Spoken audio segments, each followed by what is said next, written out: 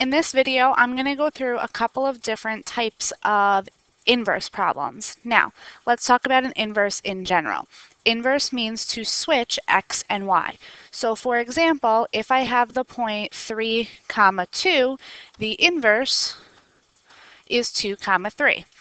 If I have something like a linear function, y equals 2x, the inverse, I'm going to have to do a little bit of work. I'm going to switch x and y. So x equals 2y, and then I need to solve for y. So I just divide by 2, y equals x over 2. In terms of notation, we know that function notation is f of x or g of x. Well, inverse notation is going to be written like this: f negative 1 of x or g negative 1 of x. So just some basics so that we know what we're talking about as we go through some of these examples. So let's take a look at a linear function.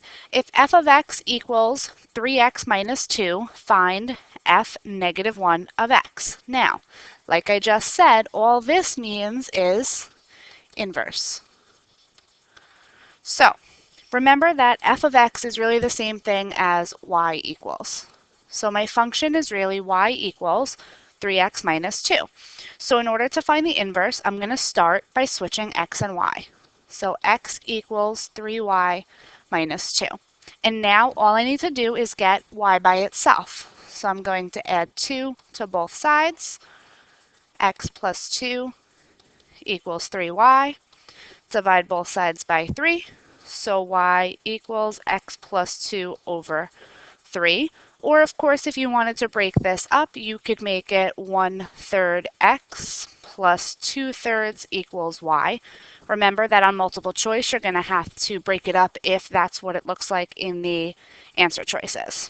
And then if you just want to put it back in that notation, there's my final answer. So linear functions are pretty basic. Let's take a look at another one. Quadratic function. So this one's a little bit different, but it's the same process, only the algebra is going to be different along the way. So once again, I have f of x equals, so I'm going to change it to a y equals.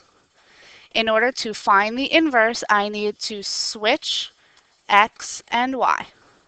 So x equals y squared minus 6. Now I need to solve for y. So I'm going to add 6 to both sides. X plus 6 equals y squared. Still need to get that y by itself, so in order to do that, I have a squared. The opposite or the inverse to undo a squared is to square root. So if I square root one side, I have to square root the other. So I'm going to get y equals, and whenever you square root, you're going to get a plus and minus. So y equals plus and minus the square root of x plus 6. That's our inverse for this quadratic function. Let's take a look at a cube root function. So find the inverse of f of x equals the cube root of x minus 8. So let me start by, of course, changing this f of x to a y equals. And now, in order to find the inverse, I'm going to switch x and y. So x equals the cube root of y minus 8.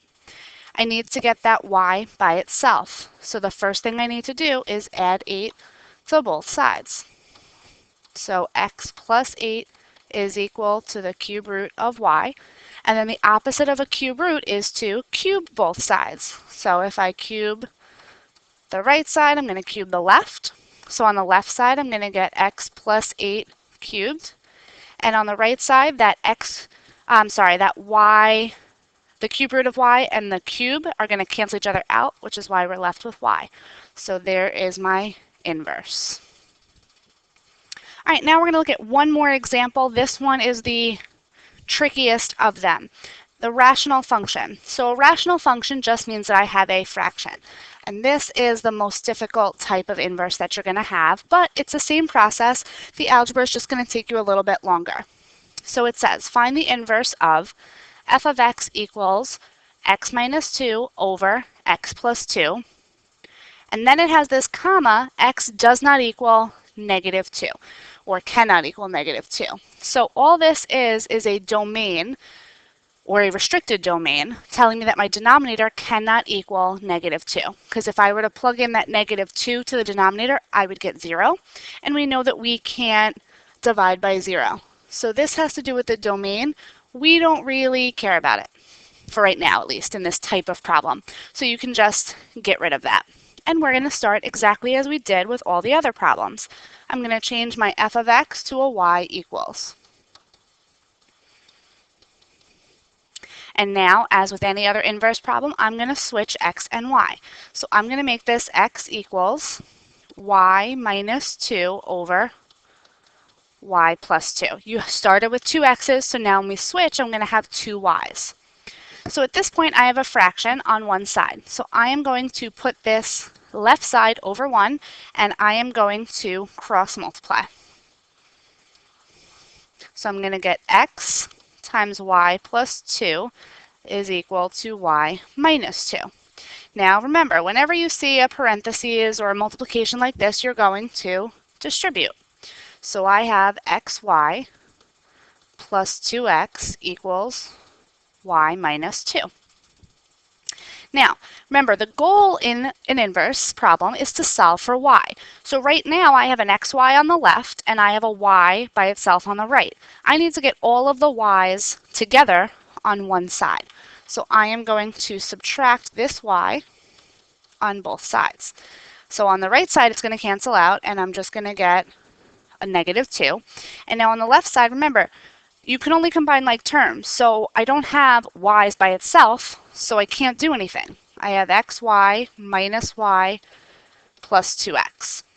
And I want the y's totally alone. So I am also going to move this 2x over to the right side by subtracting it. And when I do that, on the left side it cancels, so I have xy minus y is equal to negative 2x minus 2, because once again, I didn't have like terms, I can't combine a 2x and a 2. And now on the left-hand side, I have xy and y.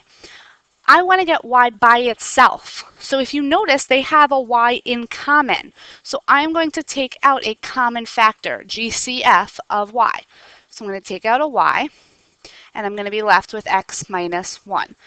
Little side note over here, like a thinking bubble. Think about this for a second. If I had something like 2x minus 4, they both have a 2 in common. So I would take out a 2, and what you're doing is you're actually dividing. So these cancel, I'm left with x over here. 4 divided by 2 gives me 2. Those are equivalent expressions. I did the same thing with the xy minus y. I divided each piece by y. So this cancels. Oops, sorry about that. Canceled my wrong letter. This cancels, I'm left with x, and over here, anything divided by itself is 1, which is why I'm left with that in my parentheses. And then I didn't do anything on the right side. I don't have anything to factor, so I'm going to leave that negative 2x minus 2. Now I want the y by itself. So remember, when things are attached with parentheses, it's actually multiplication. So I am going to do the opposite and divide by that entire parentheses. So I get y equals negative 2x minus 2 over x minus 1. And that is the inverse. So same process, you always want to rewrite your function notation, f of x, as a y equals, and then to find the inverse, you're going to switch x and y. Takes a little bit longer, a little bit more algebra involved, but if you go step by step, nothing is too complicated. Now, if I go back for one quick second to the top, we started with this domain, so I'm going to finish with a domain as well. If I go down to my inverse, my denominator is x minus 1. So that means that x cannot equal 1, because if I plugged in 1, I would get 1 minus 1, which is 0. So there is my added domain as well.